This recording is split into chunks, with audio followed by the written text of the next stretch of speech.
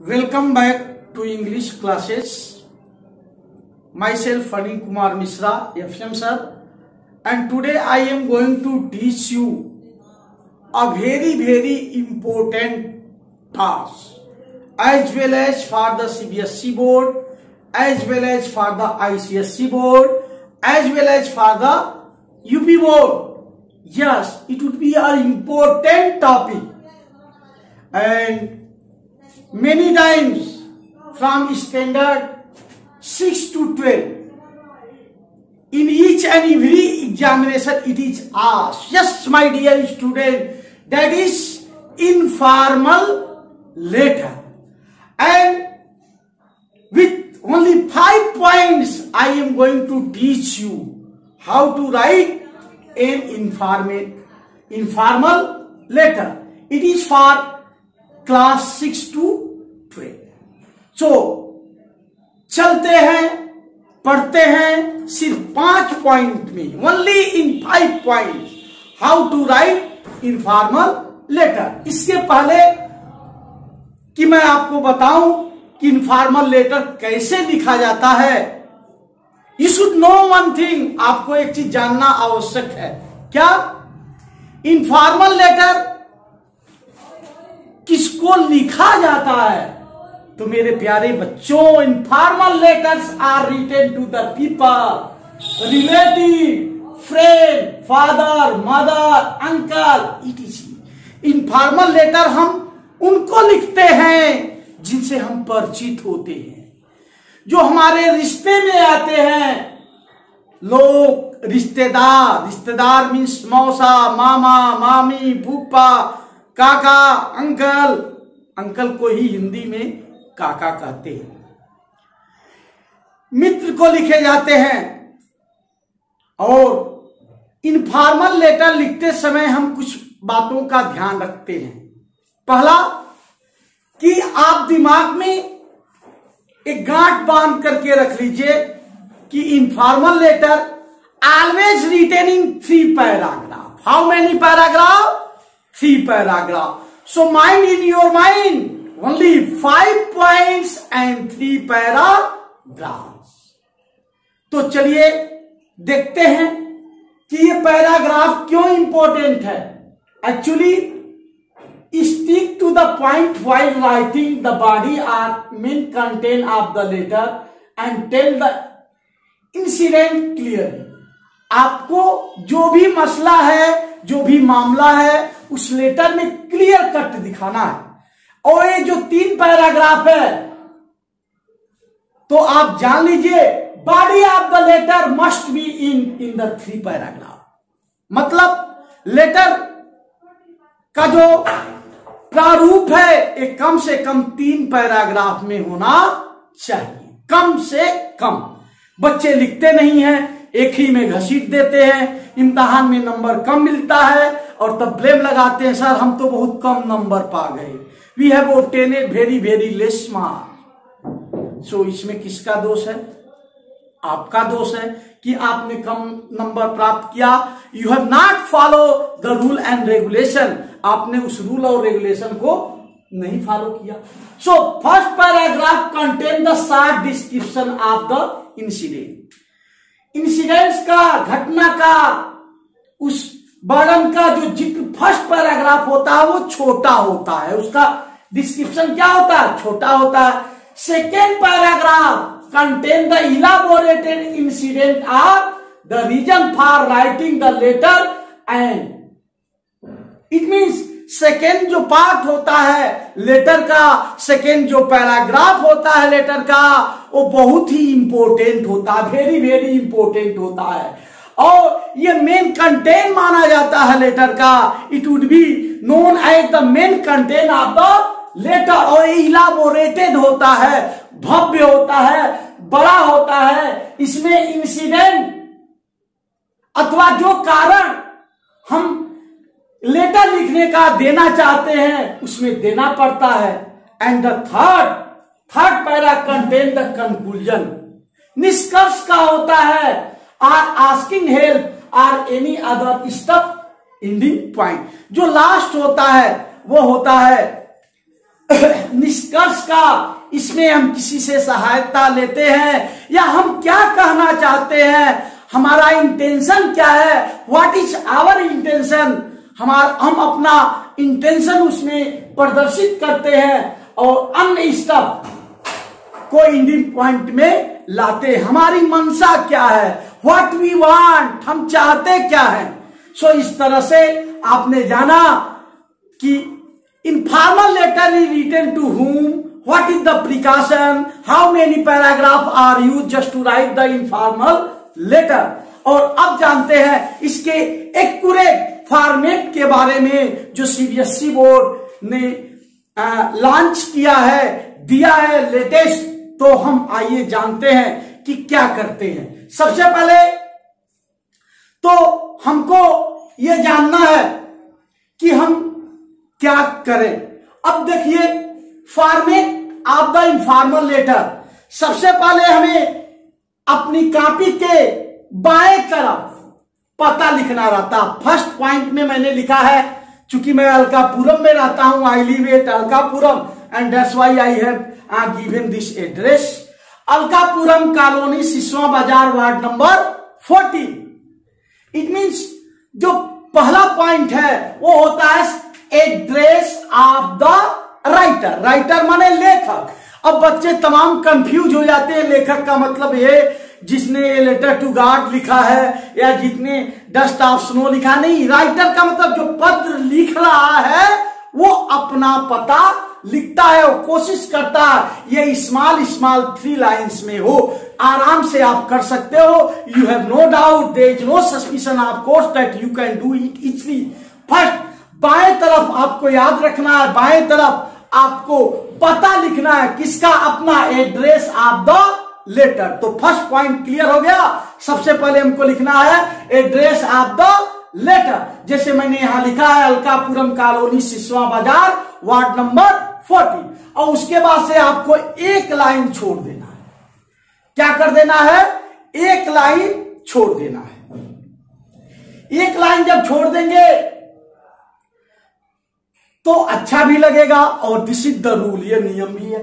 एक लाइन छोड़ने के बाद आप लिखते हैं डेट। क्या लिखते हैं, डेट। और डेट मैंने नोटिस राइटिंग में भी आपको बता दिया है कि डेट 3 तरह से लिखे जाते हैं। Date are written in 3 types, as well as Indian style, as well as English style and as well as American style में लिखे जाते हैं। सो यहां जैसे आज 20 सितंबर है, 20 सितंबर, तो ये डेटेड कॉपी में लिखने की आवश्यकता नहीं है। आप डायरेक्ट लिखेंगे 20 SEP 2000। आपका मन करेगा तो यहां कॉमा लगा लेंगे, मन करेगा तो कॉमा नहीं लगाएंगे, कोई दिक्कत नहीं है। यू है नो प्रॉब्लम। सेकेंड हो गया डेट का। और थर्ड है सुपरस्क्रिप्शन और सैल्यूटेशन। जिसको लिखते हैं हम तो क्या लिखते हैं, जिसको लिखते हैं तो हम क्या लिखते हैं। जैसे आप अपने मित्र को लिख रहे हैं तो लिख सकते हैं डियर रमेश, यहां मैंने लिखा है श्वेता, ठीक है, डियर श्वेता ओब्लिक तेज। मतलब आप कुछ भी लिख सकते हैं, dear uncle, dear father, dear mother, dear brother, dear मौसा जी, डियर मैटर्न अंकल, आप कुछ भी लिख सकते हो। ये थर्ड पॉइंट है। तो 3 पॉइंट याद हो गया। सबसे पहले बाएं तरफ हमको पता लिखना है 3 छोटे छोटे लाइनों में, ये जाना जाता है address of the writer. Second क्या, date. Date you should write like this 20 सितंबर 2020 और सितंबर 20 2020। अन्य कोई नहीं चलेगा, यदि आप लिख देते हो तो आपके मार्क्स काट लिए जाते हैं। थर्ड मैंने बताया सैल्यूटेशन का, जिसमें आप लिखते हो डियर उसका नाम या डियर उसका पोस्ट, ठीक है। चौथा जो टॉपिक इसके पहले था सब्जेक्ट लिखने का, उसको सीबीएसई बोर्ड ने हटा दिया है कि आपको सब्जेक्ट अब नहीं लिखना है।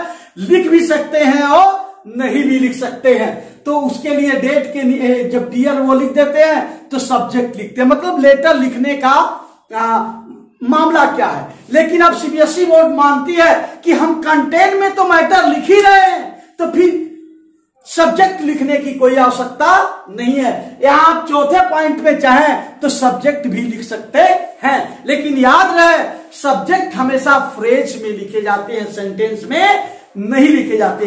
यदि आपने सब्जेक्ट को लिख दिया तो उसके लिए आपका कोई भी मार्क्स रिड्यूस नहीं होगा, और नहीं लिखा तो भी आपका कोई मार्क रिड्यूस नहीं होगा। सीबीएसई बोर्ड का नया है कि सब्जेक्ट इसने दिया नहीं है। फिलहाल आप जान जाएं कि आपको चौथे पॉइंट में क्या लिखना है। सब्जेक्ट लिखना चाहते हैं तो लिख सकते हैं, जैसे सब्जेक्ट है कि किसी मित्र को आप एडवाइजिंग दे रहे हैं, ठीक है, कि वो खेल खेले, तो क्या हो जाएगा subject advising friend to take interest in game. तो आपको समझ में आ गया कि चौथा पॉइंट सब्जेक्ट का होता है, जो हमेशा फ्रेज में लिखा जाता है। आप चाहे तो लिख सकते हैं, चाहे तो नहीं लिख सकते हैं। अब आप आइए मेन चीज, जहां मैंने लिखा बॉडी ऑफ द लेटर। ये 3 भागों में विभाजित होता है, इंट्रोडक्शन, मेन पॉइंट और conclusion. It means body of the letter is divided into 3 main parts. First is known as introduction, second is known as main content, and third is known as conclusion or end of the letter. So understand, I have already told to you that the first para contains a short description. जो first para हम लिखते हैं introduction का, वो short description का होता है, छोटा होता है। और जो मेन कंटेंट होता है second para contains a long description. इसका डिस्क्रिप्शन क्या होता है, सेकेंड पैराग्राफ का लॉन्ग होता है। And the third para means end of the letter, क्या होता है, कंटेन द कंक्लूजन और इन पार्ट। तो आप जान गए कि क्या क्या लिखना है। सबसे पहले एड्रेस ऑफ द लेटर, 3 लाइनों में, डेट, उसके बाद डियर, और उसके बाद से जो भी नाम रखना चाहते हैं, मतलब salutation.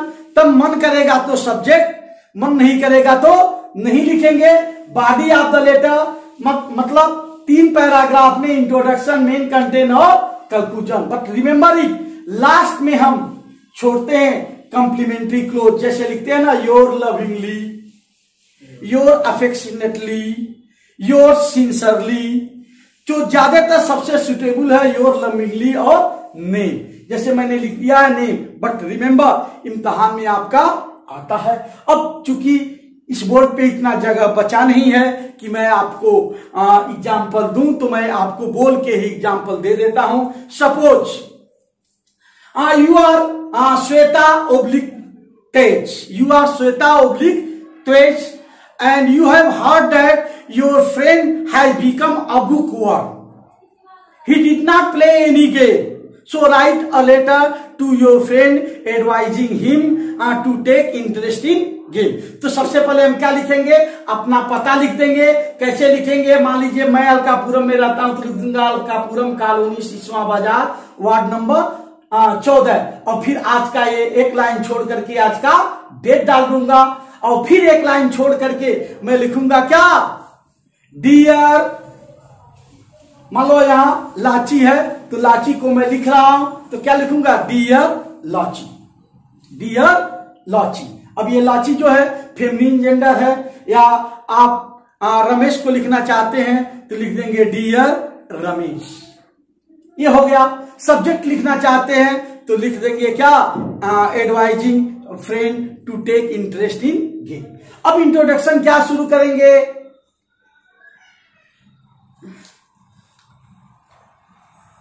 I am living here happily and hope same to you. मैं यहां कुशल पूर्वक से रह रहा हूं और उम्मीद करता हूं कि तुम भी कुशल पूर्वक होगे। As soon as I saw your result I become very very happy, but yesterday a man who is living in your neighborhood met me in the market and he told me that your health is not good. I was shocked. Then I came to attention towards